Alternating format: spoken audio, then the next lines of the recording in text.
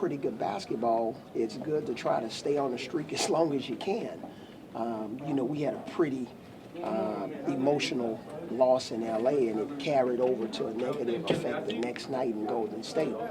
I'm hoping that since we had such an emotional win in our last game, maybe that'll carry over, because we're looking for anything we can get in terms of momentum, because we're playing against a team that we've beaten already that's going to be looking to turn the table on us tonight here in Boston. So we're going to have to play extremely well, and we're going to have a lot of energy and a high level of concentration in this game tonight, and we're definitely going to have a high rating on defense. I'm sure a lot of areas of focus for the Celtics last in the league in rebounding. How much does the battle of the boards play an issue in tonight's game? Yeah, it's a big issue.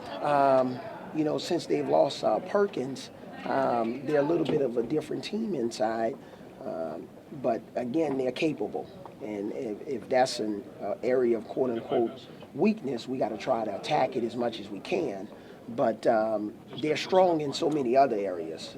Whenever Rondo steps on the court, that's an area of strength. I've coached Jason Terry, that's an area of strength. Garnett, everybody knows I'm a big fan of his, and the way he plays and his intensity. That's an area of strength. Brandon Bass is a much improved player. And Paul Pierce, he can really beat you behind the three-point line now at this stage of his career. And they got some guys that are really capable off the bench with, Barbosa and Jeff Green. Those guys have had some big games for them. So, we're going to have to really play well. What do you look for out of Brook Lopez matching up against a guy like Kevin Garnett, who's kind of slid over to 5 at this stage of his career? Well, we consider Garnett a 4. It's the same thing, guys. Everybody thinks, Carmelo Anthony is a 4. We consider him a 3. And Brewer's the 4. We consider Bass the 5. And Garnett is a 4 in our mind. So whomever guards him, have to do a job on him, because he's still long and he's can shoot the ball. I mean, he's one of the best shooting big men in the league. And sometimes he's out near the three-point line shooting long twos. And he's still capable defensively. With Joe, he's been a little bit up and down. He had a tough shooting night last night, a couple nights ago. Where is he at right now, you think, confidence-wise? Very confident. Joe's very confident, and based upon the schedule that I had him on, he's right on schedule. So he may have some games where he's a little bit up and down. He draws a lot of attention. You probably should count some of the double teams that he gets during the course of a game. That's how much attention he gets. That's why Darren and Stackhouse and Lopez and Humphreys and Reggie, that's why those guys get great opportunities, because Joe draws so much attention. So even in the last game, some of the biggest threes that we made were off of Joe Johnson's assists. So, but he'll be just fine. Avery, what have you seen on film of Jason Terry? He said he's still adjusting to his role with the team, and I'm sure there are some Celtic fans who expect him to be the next Ray Allen. Well, there's only one Ray Allen, but Terry is a terrific player, big-time competitor.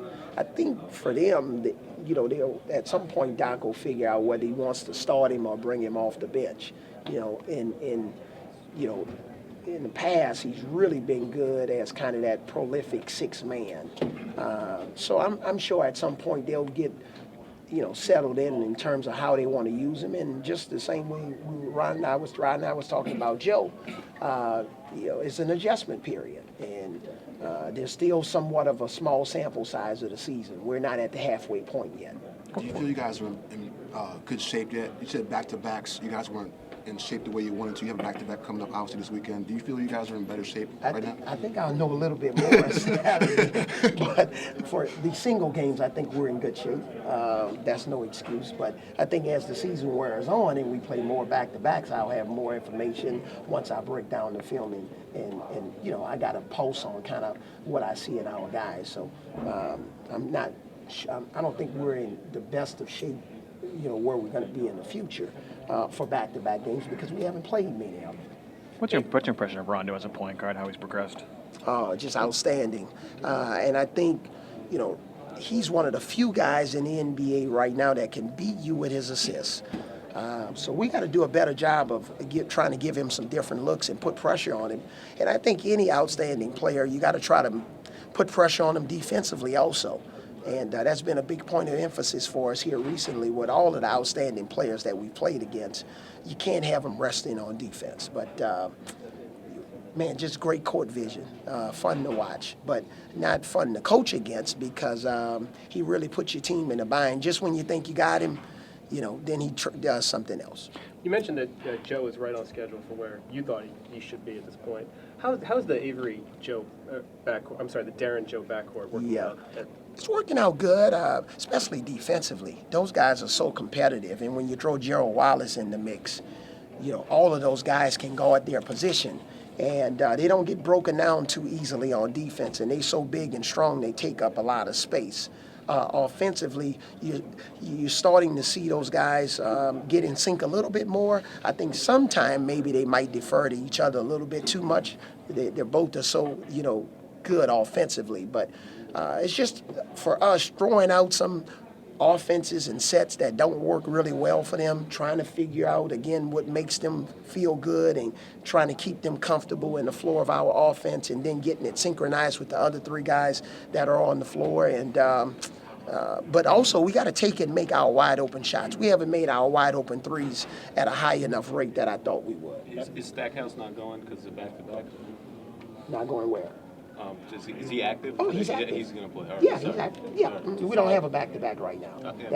But no, he's I he's got the active schedule. tonight. That's okay. So Toko and Mirza are inactive tonight. Hey, Okay. what do you remember about Doc as a teammate? Oh, hard nose.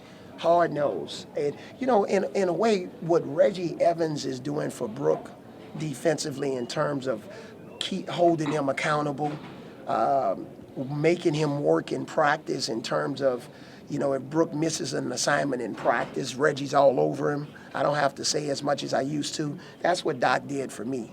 I was never really a good defender, but below average at best. I think he made me average. Okay, guys, thank you.